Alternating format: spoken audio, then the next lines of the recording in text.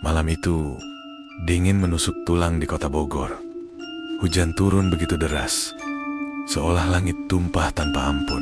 Di balik kaca helmnya yang berembun, Andri, seorang tukang cat kayu yang tangannya selalu terampil, memacu motornya dengan lesu. Sepauda, 2 hari tak ada satupun panggilan kerja, dan dompetnya mulai menipis. Pikiran-pikiran negatif bergelayut, membebani kepalanya. Tiba-tiba, pandangannya menangkap seekor anak kucing yang tergeletak tak berdaya di tengah jalan. Tertabrak motor, hati nuraninya bergejolak. Ia menepikan motornya, memungut tubuh kecil itu, dan melangkah ke pekarangan sebuah rumah tua yang gerbangnya terbuka. Ia menguburkan kucing itu di bawah pohon mangga, di samping sebuah pot bunga. Saat ia membalikkan badan, seorang kakek tua muncul dari teras. Wajahnya teduh dan keriputnya menyimpan banyak cerita, tetapi matanya memancarkan kesedihan yang mendalam. "Kamu anak baik," ucap kakek itu.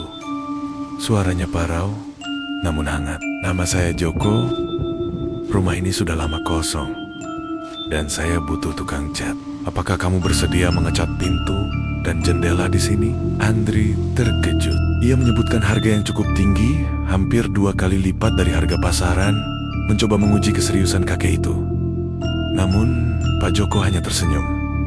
"Baiklah, baik, datang dengan rekanmu. Aku akan siapkan uang makan harian. Kamu hanya perlu ambil kuncinya di bawah pot bunga itu." Tawaran itu terlalu aneh, terlalu mudah, tetapi desakan kebutuhan mengalahkan akal sehat Andri. Ganjil yang terus berlanjut. Keesokan harinya, Andri dan rekannya yang penakut, Yono, tiba di sana. Aura dingin langsung menyergap mereka. Debu menutupi setiap sudut ruangan, sarang laba-laba menggantung seperti tirai. Yono bergidik. "Andri, rumah ini terasa aneh. Baunya seperti lembab, dan ada aroma amis." Andri hanya mengabaikannya. Mereka menemukan kunci dan uang saku harian di bawah. Papang, uangnya lusuh dan terlipat-lipat, seperti uang kuno yang sudah lama tidak dipakai. Andri mencairkan uang itu di warung terdekat, dan anehnya, uang itu masih berlaku. Pemilik warung memandang mereka dengan tatapan aneh, tetapi Andri tidak terlalu peduli. Pada hari kedua, keanehan dimulai. Saat Andri dan Yono sedang mengecat pintu, kompresor cat tiba-tiba menyala dengan suara berisik. Yono terlonjak kaget. "Siapa yang menyalakan?" tanyanya panik. Andri hanya menggelengkan kepala karena mesin itu tidak terhubung ke listrik. Mereka mematikan saklarnya. Namun tak lama kemudian, mesin itu kembali hidup. Yono semakin panik. "Andri, aku merasa ada orang di dalam rumah. Aku bersumpah melihat bayangan dari jendela." Andri yang pragmatis berusaha menenangkan Yono. "Itu cuma perasaanmu. Tenanglah." Namun, di hari yang sama, Yono berteriak dari kamar mandi. "Andri, ada yang menyentuh pundakku."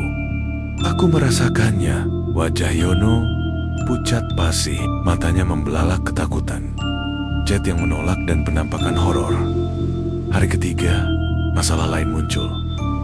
Cat yang mereka aplikasikan di kusen jendela menolak untuk kering. "Ini tidak masuk akal," keluh Andri frustrasi.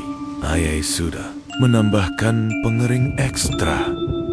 Tetapi cat itu tetap lengket. Yono, yang sudah berada di ambang batas kewarasan, tiba-tiba menjerit dan jatuh pingsan. Saat Andri membangunkannya, Yono histeris. Ia mengaku melihat penampakan bayi yang merangkak di tangga. Tubuhnya berlumuran darah. "Kita harus pergi, Andri. Ini bukan rumah biasa," Yono memohon. Tetapi Andri tetap bersikeras menyelesaikan pekerjaan. Mereka tidak ingin kehilangan uang. Pada hari keempat, ketegangan semakin memuncak. Andri melihat penampakan seorang wanita berambut panjang dengan lubang menganga di perutnya, berdiri di gerbang rumah. Baunya amis dan wajahnya pucat. Andri mematung, sekujur tubuhnya kaku.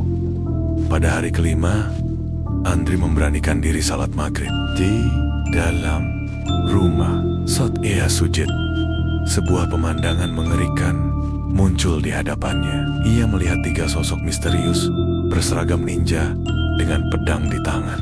Mereka menusuk seorang ibu dan 2 anaknya dengan kejam.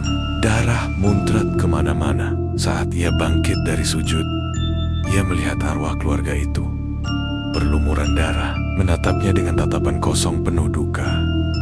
Kebenaran di warung kopi. Mereka tidak bisa menahan rasa penasaran lagi. Andri dan Yono memutuskan untuk bertanya pada pemilik warung kopi terdekat. Mereka menceritakan tentang pekerjaan mereka dan nama Pak Joko. Mendengar nama itu, pemilik warung dan suaminya terkejut dan pucat pasi. Pak Joko itu sudah meninggal 10 tahun lalu, Nak, ucap suami pemilik warung. Suaranya bergetar. Rumah itu angker, sudah kosong bertahan-tahan. Sejak sebuah keluarga dibantai di sana oleh perampok. Mereka tidak hanya mengambil harta, tetapi juga nyawa, suami, istri, dan 2 anak mereka. Andri dan Yono saling berpandangan.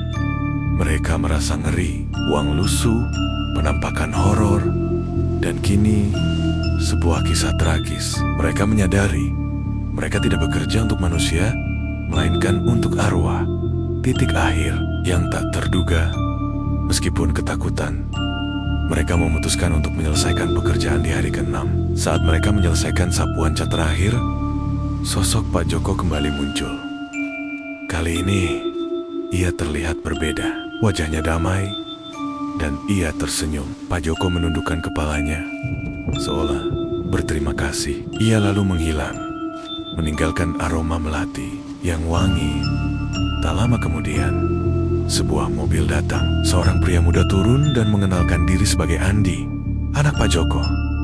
Ia terkejut melihat Andri dan Yono. Saya tidak tahu mengapa kalian bisa masuk ke sini. Ayah saya sudah meninggal 10 tahun lalu. Dan anehnya, saya melihat uang harian yang kalian terima itu persis seperti uang yang ada di brankas. Ayah, hanya ayah yang tahu kode brankasnya. Sebuah kenangan dan makna di balik misteri. Bertahun-tahun berlalu, Andri mendengar kabar bahwa rumah itu dibeli oleh orang lain, tetapi hanya bertahan 2 bulan karena tidak tahan dengan gangguan. Akhirnya, rumah itu dirobohkan dan diubah menjadi tanah kosong. Andri dan Yono tidak lagi bekerja di bidang yang sama, tetapi pengalaman itu selamanya terukir dalam ingatan mereka. Mereka menyadari mereka tidak pernah sendiri di rumah itu. Mereka dibantu oleh arwah-arwah yang hanya ingin ketenangan, dan Pak Joko yang tulus ingin membayar mereka, bahkan dari dunia yang berbeda. Pengalaman itu mengajarkan mereka bahwa terkadang rasa hormat dan kebaikan bisa menghubungkan 2 dunia yang berbeda, dan bahwa di balik setiap cat yang mengering, mungkin ada kisah yang tak terungkap.